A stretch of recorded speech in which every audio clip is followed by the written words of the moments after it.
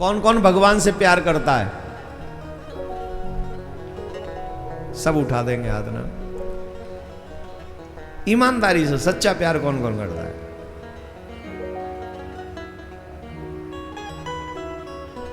हमारी प्रॉब्लम जानते हो क्या है? हम कृष्ण को मानते हैं, कृष्ण की नहीं मानते। हम राम को मानते हैं पर राम की नहीं मानते। हम भागवत सुनते हैं पर भागवत की नहीं सुनते। हम रामायण को सुनते हैं पर रामायण की नहीं सुनते।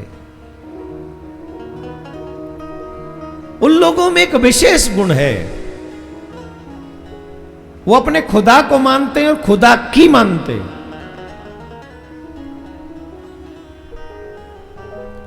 आपका प्रेम तभी सार्थक होगा जब आप कृष्ण को मानो और कृष्ण की मानो।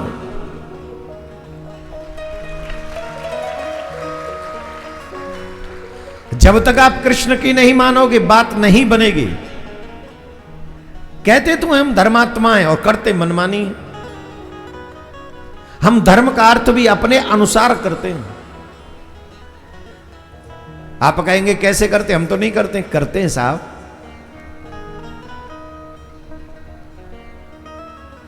बताओ, शादी रात्रि में होनी चाहिए, कहां लिखा है? कहां लिखा है कि रात्रि में शादी करो?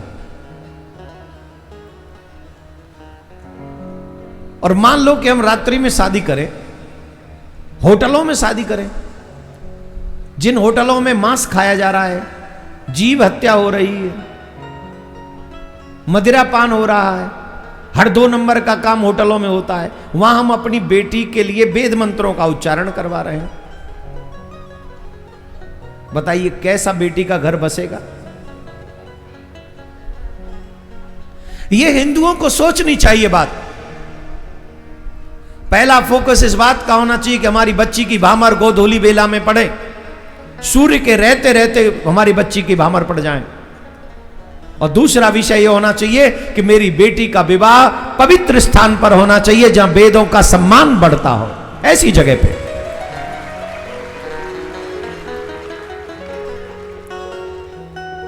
शास्त्रों में किस समय क्या करना चाहिए सब स्पष्ट है। सुबह का समय जो है वो देवताओं का है, दोपहर का जो समय है वो पितरों का है, शाम का समय फिर देवताओं का है, और रात्रि का जो समय वो राक्षसों का है।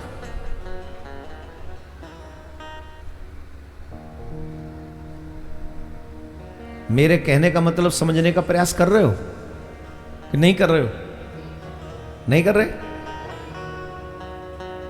सुबह और शाम देवताओं का है, दोपहर पितरों का है, रात्रि आसुरी बेला कही गई। बताइए, रात में कथा होती है कहीं? रात में सत्यनारायण कथा होती है कहीं? रात्रि में कहीं यज्ञ होता है? जवाब देते जाओ, हां ना बोलो। रात्रि में यज्ञ होता है? रात्रि में कोई वेद पाठ सुनाता है? तो फिर रात्रि में विवाह कैसे हो जाएगा?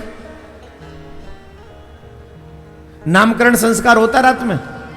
जवाब दीजिए। तो अंतिम संस्कार भी नहीं होता रात में।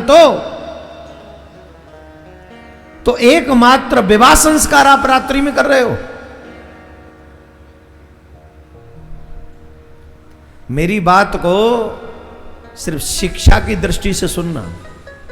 मैं आपके ऊपर कोई प्रश्न चिन्ह नहीं लगा रहा हूं, लेकिन जिस बेटी के विवाह में 15-20 करोड़ रुपए आप खर्च कर रहे हो, उस बेटी का घर 15-20 महीने भी ना चले, उसके जिम्मेदार बच्चे नहीं, हमारी अज्ञानता है। शराबियों को बुला लेंगे, आ जाओ भाई साहब, बेटी की शादी है। आ गई शराबी। और सर आज मेरे यार की शादी है, खुद 75 साल का बुढ़ा नाती की शादी में आया, आज मेरे यार की शादी। ये यार है तेरा? और नशे की आदत में गया, खुश रहो दीर्घायु खूब फले फूल। अरे तू ही ना फल लो फूल लो, तेरा आशीर्वाद कहां थे फलेगा फूलेगा? तू खुद ही फैले बैठे हो, तुम खुद ही फैले बैठे हो, आशीर्वाद फलेगा तुम्हारा? हर अच्छे माँ बाप को ईमानदारी से घोषणा कर देनी चाहिए कि मेरी बेटी के विवाह में कोई शराबी नहीं आएगा।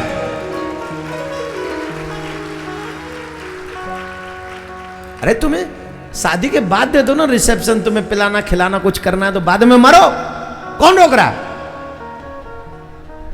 कितना सुंदर सौभाग्य वाला दिन होता है विवाह।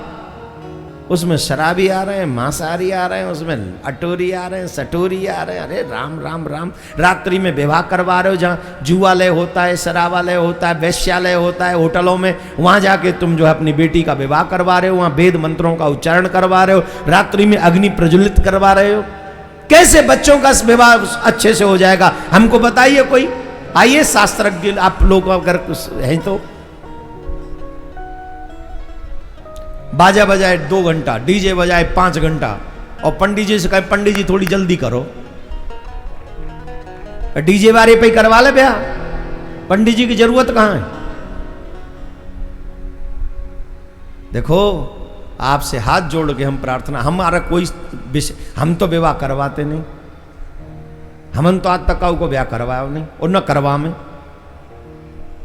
पर एक सच तो यही है, बच्ची का विवाह, बेटे का विवाह इतनी अच्छी शुद्धता पवित्रता से, फेरे तो कम से कम घर में ही पड़ने चाहिए, घर के आंगन में फेरे पड़े। जिस घर के आंगन में वो खेली है, बड़ी हुई है बच्ची, उसी घर के आंगन में फेरे पड़ने चाहिए।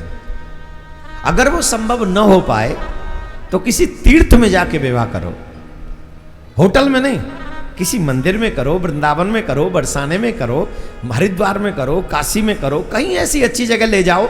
अगर पैसा ही है तो ऐसी व्यवस्थाएं बनवा दो कि उस तीर्थ स्थान का भी आशीर्वाद तुम्हारे बच्चों को मिल जाए कि भैया खुश रहो, आनंद करो।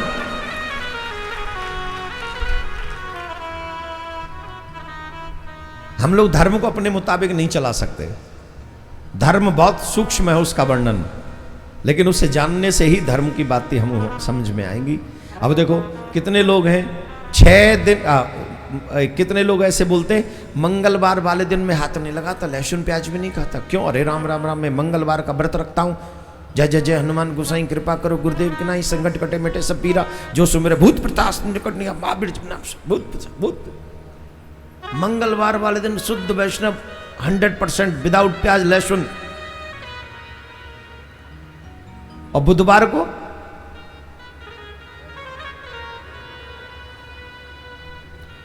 को साक्षात मारीच का अगला बेटा यही है। नीचे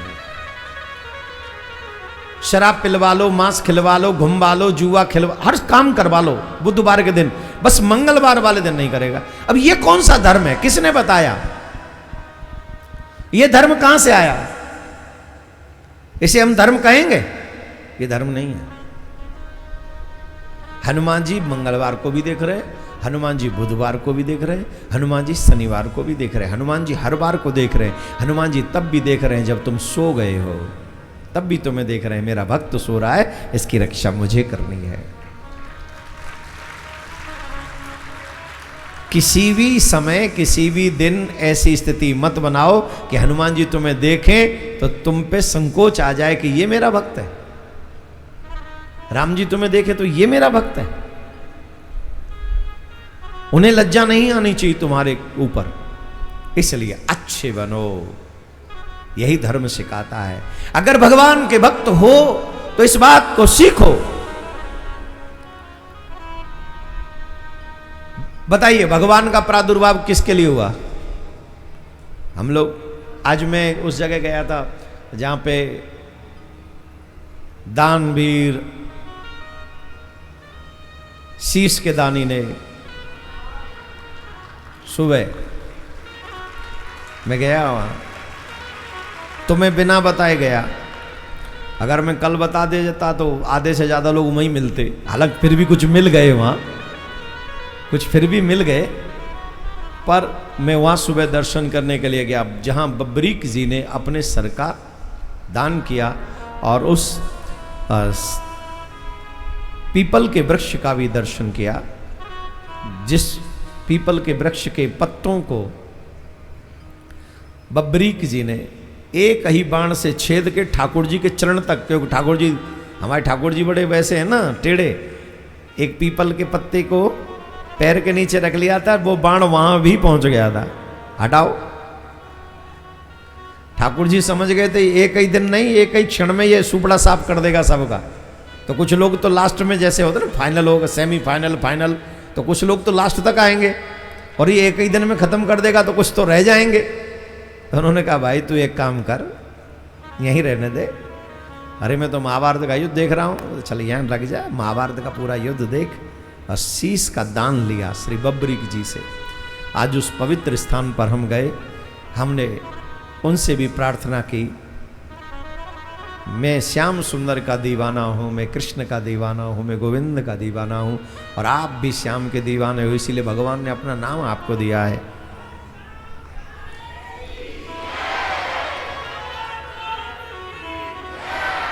तो हमने कहा हमारे ऊपर ऐसी कृपा करो, हम भारत के लिए, सनातन धर्म के लिए, अपने सनातनियों के लिए जो कार्य कर रहे हैं उसमें हमें भी सामर्थ्य प्रदान करो। अब तो सर्व सामर्थ्यवान हो, हम उनसे मांग क्या है। अब जितने भी श्याम प्यारे के दीवाने हैं ना, उन सब की जिम्मेदारी बनती है कि खाटू श्याम बाबा की नाक का सवाल है।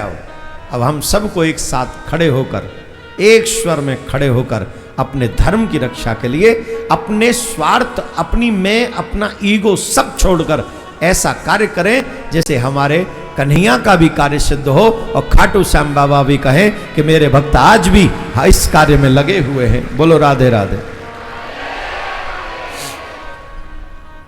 फिर पूछ रहा हूं, भगवान किसके लिए आए थे पृथ्वी पे? जोर से बोलो। ये श्लोक सबको याद होगा, बोलो मेरे साथ। यदा यदा धर्मस्य ग्लानिर्भवति भारतः अभ्युत्थानम् अधर्मस्य तदात्मानं सृजाम्यहम् परित्राणाय साधूनां विनाशाय च दुष्कृतां धर्म संस्थापनार्थाय संभवामि युगे युगे। भगवान कहते हैं मैं धर्म की स्तर अपना करने के लिए, गौ ब्राह्मण साधु ब्राह्मणों की रक्षा करने के लिए युग में बार बार युग युग में आता रहता हूं। किसके लिए आता हूं? धर्म की, जोर से बोलिए, धर्म की। धर्म प्रचारित कहां से होता है? धर्म आगे कहां से बढ़ता है? धर्म आगे बढ़ता है गौ माता से। गौ ब्राह्मण हिताय च, गौ की सेवा से धर्म आगे बढ़ता है, साधु की सेवा से धर्म आगे बढ़ता है, ब्राह्मण के रक्षण से धर्म आगे बढ़ता है, मंदिर के प्राकट्य से, निर्माण से धर्म आगे बढ़ता है, पुराणों से वेदों से धर्म आगे बढ़ता है। अगर वेद ना हो, पुराण ना हो तो कहां से उदाहरण दोगे?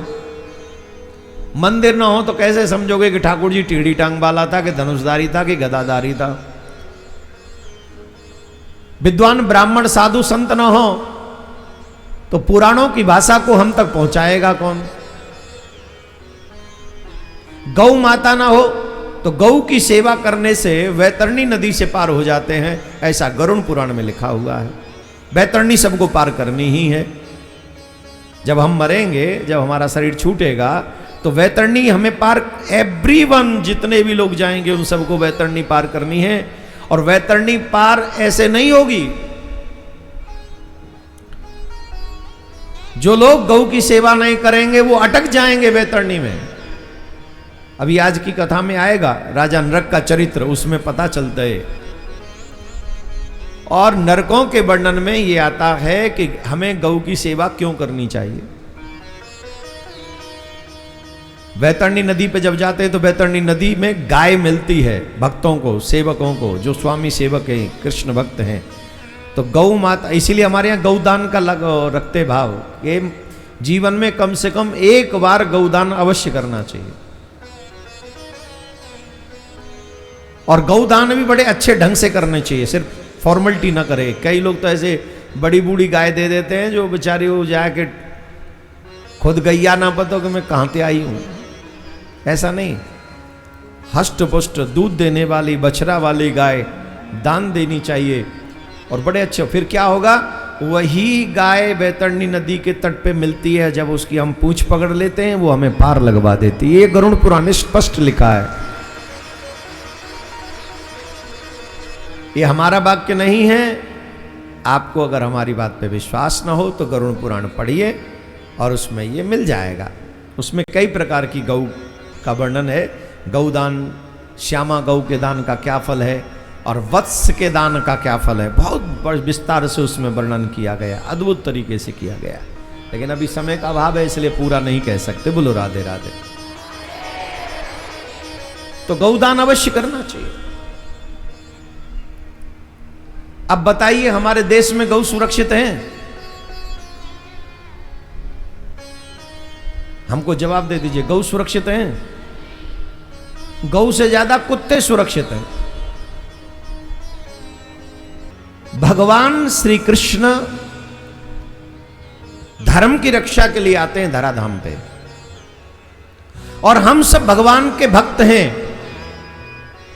तो ईमानदारी से बताइए, क्या हमारी रिस्पॉन्सिबिलिटी नहीं बनती कि हम भी धर्म की रक्षा करें? या तो हम ये कह दें कि हम भगवान के भक्त नहीं हैं, और अगर हम ये मानते हैं कि हम भगवान के भक्त हैं तो ये रिस्पॉन्सिबिलिटी हमारी भी है। जो कार्य श्री कृष्ण ने किया, जो कार्य भगवान श्री राम ने किया, जो कार्य नरसिंह ने किया, बाराह ने किया, वामन ने किया, परशुराम ने किया, कच्छप ने किया, मच्छ ने किया, मोहिनी ने किया, वही कार्य हमको भी धर्म की रक्षा के लिए करना चाहिए। भगवान इससे प्रसन्न नहीं होते कि हमने कितना कमा लिया, भगवान इससे प्रसन्न होते हैं कि हमने कितना धर्म बचा लिया। धर्मो रक्षति, जोर से बोलो, धर्मो रक्षति, धर्मो रक्षति, save your religion, religion will save you. आप अपने धर्म की रक्षा करो, धर्म आपकी रक्षा करेगा ही करेगा।